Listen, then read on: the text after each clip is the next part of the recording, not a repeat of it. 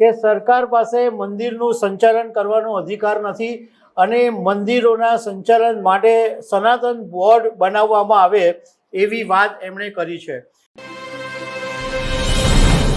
રામ મંદિરનો મુદ્દો છેલ્લા ઘણા બધા દિવસોથી દેશભરમાં ચર્ચાનો વિષય બન્યો છે અને હોટ ટોપિક બની ગયો છે અને રોજ ને રોજ નવા અપડેટો સામે આવતા રહે છે।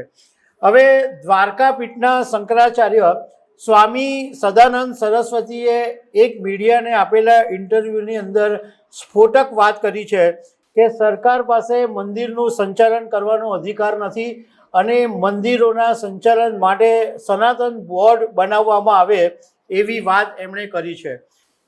આ ઉપરાંત સીટની ટીમે ફરીથી એક વખત બધું ગમરોડવા માંડ્યું છે અને 5 વર્ષના હિસાબો ઓડિટ કરવાનું પણ શરૂ કરી દીધું છે અને સીટને એક ચોંકાવનારી એવી વાત સામે આવી છે કે જે ઘરેણાઓ આ લોકો ચોરી ગયા હતા એ ગાડીને સોનાના બિસ્કિટ બનાવી દેવામાં આવ્યા છે। તો આ બધા મુદ્દા પર તમારી સાથે વાત કરીશ।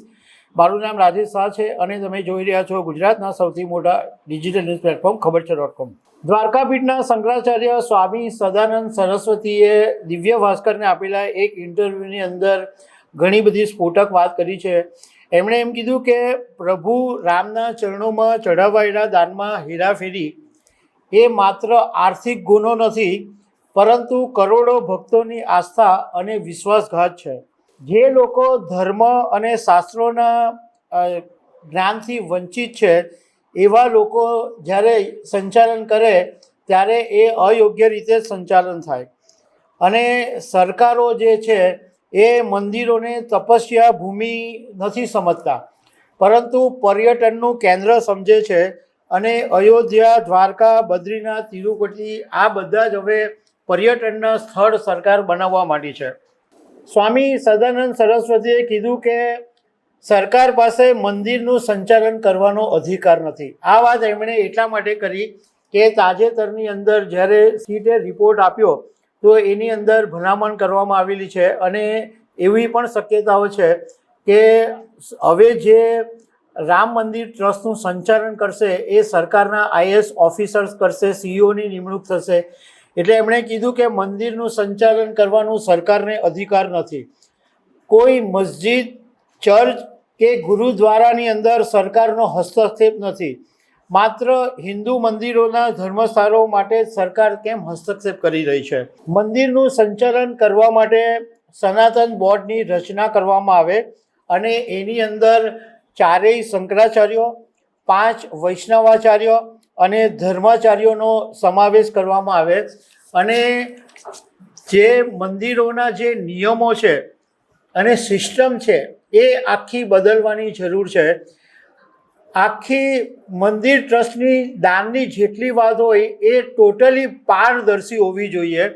એમણે 5 માંગ કરી છે કે માત્ર અયોધ્યા રામ મંદિર નહીં પરંતુ દરેક મંદિરોની અંદર આ સિસ્ટમ હોવી જોઈએ। એક એમણે એવું કીધું કે દરેક દાનને ડિજિટલ અને લેખિત રેકોર્ડ હોવો જોઈએ। દર વર્ષે સ્વતંત્ર અને નિષ્પક્ષ ઓડિટ થવું જોઈએ। આવક અને ખર્ચની જે બાબત હોય એની જાણકારી જાહેર કરવામાં આવે। ધાર્મિક આગેવાનો અને નાણાકીય બાબતોના જાણકારો ની દેખરેખ હેઠળ બધું કરવામાં આવે અને ખર્ચનો જે હેતુ છે એ ભક્તો સમક્ષ સ્પષ્ટપણે જાહેર કરવામાં આવે અને સમયાંતરે શ્વેતપત્ર જાહેર કરવામાં આવે। હવે બીજી તરફ જે રામ મંદિરનું જે લેટેસ્ટ ડેવલપમેન્ટ છે એમાં સીટને ફરી 15 દિવસ સમયનો તપાસ મળ્યો છે અને એવું જાણવા મળ્યું છે કે સીટને સ્પેશિયલ ઇન્વેસ્ટિગેશન ટીમને એવી શંકા છે કે આ જે લોકો મંદિરમાંથી રોકડ તો ચોરી ગયા છે પણ સાથે સાથે ઘરેણાં ચોરી ગયા છે એને એમણે પીગળાવી નાખ્યા છે અને સોનાના બિસ્કિટ બનાવી દીધા છે એવી શંકા છે।